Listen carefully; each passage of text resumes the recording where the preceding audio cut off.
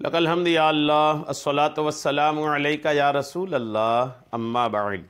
سلسلہ ہے ناظرین کے سوالوں کے جواب دینے کا۔ ناظرین میں سے ایک ہیں ہمارے نیپال سے، انہوں نے سوال کیے ہیں کہ نیا کپڑا کیا دھو کر کے پہننا ضروری ہے؟ نیا کپڑا خرید کر کے لائے بازار سے تو بنا دھوئے اس کو پہن سکتے ہیں یا نہیں، یا اس سے پہننے کے لیے دھونا ہی پڑے گا؟ کیا اس کی حقیقت ہے؟ آئیے توجہ کے ساتھ سننے کی سعادتیں حاصل کرتے ہیں۔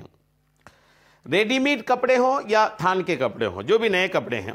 اگر آپ نے خرید کر کے لایا اور اگر پاک صاف ہیں، بظاہر دکھ رہا ہے کہ بالکل کوئی گندگی کوئی ناپاکی کپڑے میں نہیں لگی ہیں، اور ناپاک ہونے کا یقین نہیں ہے، ناپاک ہونے کا یقین نہیں ہے، یہ بس کہ پتہ نہیں کہاں سے کپڑا ہو کے گزرا ہوگا، کس نے ہاتھ لگایا ہوگا، یہ کوئی بات نہیں ہے۔ ایسی بات ہے، کپڑے کارخانے میں بننا ہے، پھر اس کو مزدور اٹھانا ہے، پیکنگ ہونا ہے، پھر وہاں سے دوسری جگہوں پر آنا ہے، ٹرانسپورٹنگ ہے، تو الگ الگ لوگوں کے ہاتھوں میں آیا ہوگا وہ، تو ہاتھ میں صرف آ جانے سے کوئی کپڑا ناپاک تھوڑی ہو جاتا ہے، کوئی بھی چھو لے، جب تک ناپاکی اور نجاست نہیں لگے گی تب تک کپڑا ناپاک کیوں ہوگا؟ جب تک ناپاکی لگے گی نہیں تب تک کپڑا ناپاک نہیں ہوگا۔ تو اب یہ کہ آپ نے جو کپڑا خرید کر کے لایا، اگر یقین سے معلوم ہے کہ نہیں ناپاک ہے تب تو کوئی معاملہ ہی نہیں، تو ناپاک ہی ہے، اس کو دھونا پڑے گا، پاک کرنا پڑے گا۔ اور اگر یقین نہیں ہے، بس شک و شبہ، بس یہ باتیں کہ پتہ نہیں کہاں کیا اس میں لگی ہوگی، کون کس میں کیا ہوگا، وہ یہ شک کی باتیں ہیں، یہ شک کی باتوں کی وجہ سے وہ کپڑا جو ہے وہ ناپاک نہیں ہوگا۔ اور نہ ہی میلے ہیں، کپڑا میلا بھی نہیں ہے، کوئی گندگی بھی نہیں ہے، تو ایسے کپڑوں میں حسب شرائط نماز بغیر دھوئے نماز ادا کرنا جائز ہے۔ کپڑا آپ نے لے کے آیا، آپ کو دکھ رہا ہے کہ کپڑے میں کوئی گندگی نہیں ہے، کپڑا میلا نہیں ہے، صاف ستھرا ہے، اصل تو اس کی پاکی ہے نا، آپ کو لگ رہا ہے کہ آپ کو دکھ رہا ہے کہ کچھ ہے ہی نہیں، بس یہ کہ ایک لگ رہا ہے کہ پتہ نہیں کون کس جگہ اس کو رکھا ہوگا، تو اس کی وجہ سے بس کپڑا ناپاک نہیں ہوگا۔ ہاں، تاہم اگر ان کپڑوں کا ناپاک ہونا یقینی ہے، اگر ناپاک ہونا یقینی ہے تب تو پھر مسائل ہیں۔ اگر ناپاک ہونا یقینی ہے تو پھر اس کے کتنی ناپاکی ہوگی، کتنی نجاست ہوگی تو دھلنا فرض ہے، کتنی نجاست نہیں ہوگی تو دھلنا فرض نہیں ہے، یہ سارے مسائل اپنی جگہ ہیں۔ پھر وہ اس کے ایک تفصیلات آ جائیں گی، اس سلسلے میں بھی میرے چینل پہ ویڈیو اپلوڈ ہیں کہ کتنی ناپاکی کون سی ہوگی تو کپڑے کو دھونا ضروری ہوگا، اور کتنی ناپاکی میں دھونا ضروری نہیں ہوگا، وہ ساری تفصیلات ہیں۔ لیکن محض اس پر اگر بات کریں کہ جو نیا کپڑا خرید کر کے لا رہے ہیں وہ پاک ہوگا کہ نہیں، تو اس میں کلیئر بات یہی ہے کہ وہ کپڑے میں جب تک ناپاکی سمجھ میں نہیں آئے، جب تک یقین نہ ہو کہ کوئی ناپاکی لگی ہوگی، تب تک اس کو ناپاک نہیں مانا جائے گا۔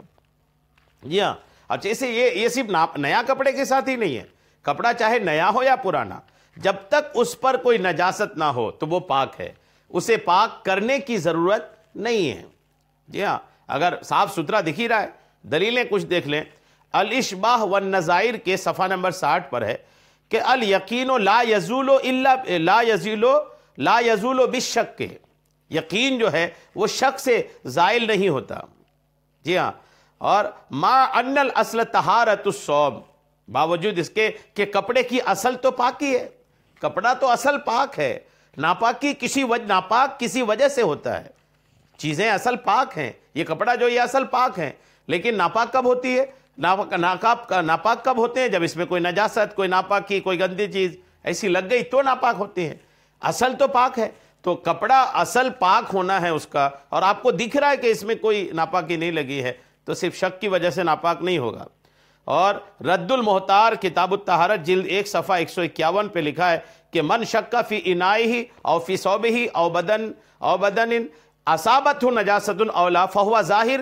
ما لم یستیقن فہو طاہر ما لم یستیقن، یہ عربی کی عبارت ہے جس میں لکھا ہے کہ برتن میں، کپڑے میں، بدن میں اگر نجاست پہنچنے کا شک ہو، یقین نہیں ہو، صرف شک ہے کہ ہو سکتا ہے نجاست لگی ہوگی، تو وہ پاک ہے، شک کی وجہ سے کپڑا، بدن یا برتن یہ ناپاک نہیں کہا جائے گا، صرف شک کی وجہ سے ناپاکی کا حکم نہیں لگے گا جب تک یقین نہ ہو جائے۔ تو یہ سارے کتابوں کی باتیں بھی یہ بتاتی ہیں کہ نیا کپڑا جو آپ خرید کر کے لائے ہیں، اگر اس میں نجاست نہیں دکھ رہی ہے تو وہ کپڑا ناپاک نہیں ہے، پاک ہے، آپ اس کو پہن کر کے نماز وغیرہ دیگر عبادات بھی بجا لا سکتے ہیں۔ امید ہے میری بات آپ کو سمجھ میں آ گئی ہوگی۔ اللہ کریم ہم سب کو سننے سے کہیں زیادہ عمل کی توفیق عطا فرمائے، آمین بجاہ النبی الامین صلی اللہ تعالی علیہ وسلم۔